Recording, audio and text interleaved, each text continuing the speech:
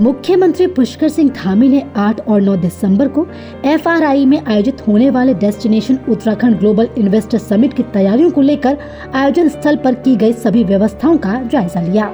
8 दिसंबर को प्रधानमंत्री नरेंद्र मोदी कार्यक्रम का शुभारंभ करेंगे और गृह मंत्री अमित शाह 9 दिसंबर को समापन कार्यक्रम में शिरकत करेंगे। मुख्यमंत्री पुष्कर सिंह धामी ने कहा कि destination Uttarakhand global investor summit के तहत अभी 3 लाख करोड़ के करार किए जा चुके हैं, जबकि 44,000 करोड़ के करारों की ग्राउंडिंग हो चुकी है। उन्होंने कहा कि देवभूमि उत्तराखंड में कार्य करने के लिए निवेशकों द्वारा जो रुचि दिखाई गई है, जिससे राज्य की प्रगति में नई ऊर्जा का संचार हो रहा है।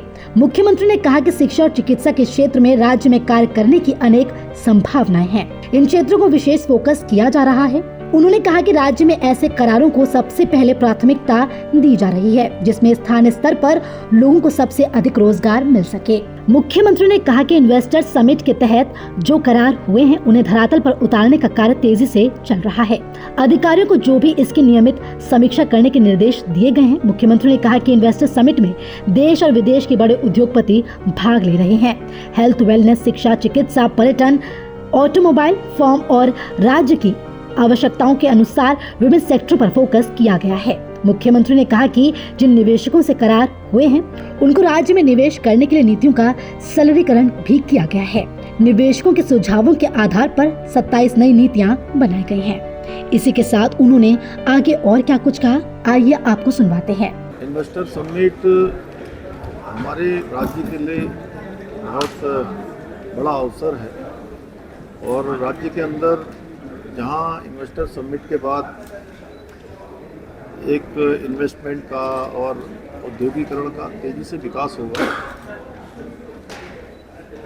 वहीं रोजगार सृजन की दृष्टि से भी ये बहुत महत्वपूर्ण होगा। हमारे सभी राज्य के नौजवान युवा भाइयों को, बहनों को, सबको अपने राज्य के अंदर ही एक काम करने का अवसर मिलेगा। साथ ही साथ हमने जो लक्ष्य रखा था 2.5 लाख करोड़ रुपए का, इसमें MOU का, वो लक्ष्य हमारा पार हो गया। लगभग 3 लाख करोड़ से भी ज़्यादा के MOU अभी तक हो गए हैं। इसके साथ साथ हमने जो पहले से शुरू दिन से कहा था कि इस बार केवल हम इसको MOU तक ही सीमित नहीं रखेंगे, हम इसको धरातल पर उतारने पर भी काम करेंगे।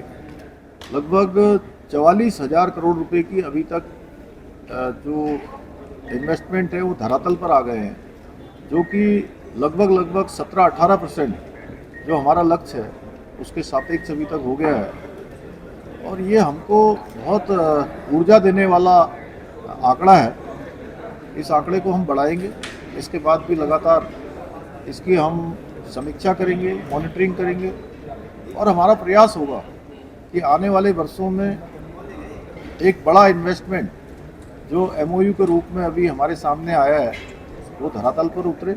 इसमें हमारे प्रधानमंत्री जी का हमको शुरू से बहुत मार्गदर्शन था, उनका निर्देशन था और उनके आशीर्वाद से संभव हो पाया। और कल हमारे जो कार्यक्रम है उस कार्यक्रम का उनके द्वारा शुभारंभ होगा, जो लगातार कल और परसों 2 दिनों तक कई सारे अलग अलग सेशनों में चलेगा।